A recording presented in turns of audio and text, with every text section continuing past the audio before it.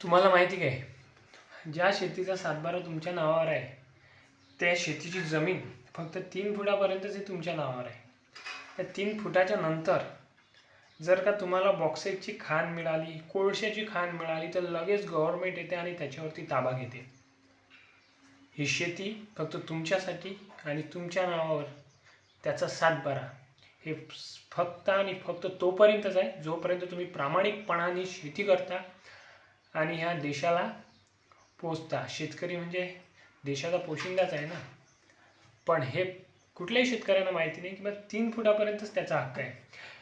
शेतीतील जे पाईपलाईन आहे 3 फुटापेक्षा खाली आपण टाकू नाही शकत कायद्याने.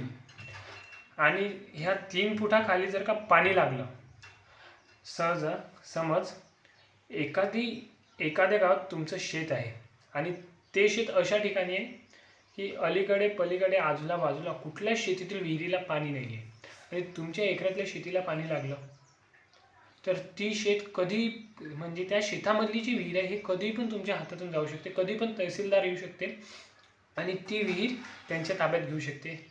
मग पुन्हा त्याचा तुम्हाला पाणी घेण्याचा पण अधिकार नाही राहणार आणि त्या पाण्यावरती तुम्हाला जे तुमचं पीक आहे ते पण तुम्ही घेऊ शकत नाही. कारण की अशी विहीर हे गावातील लोकांना पाणी पिण्यासाठी वापरल्या जाते. म्हणजे ही विहीर सरळ सरळ सरकारी ताब्यामध्ये जाते. थँक्यू.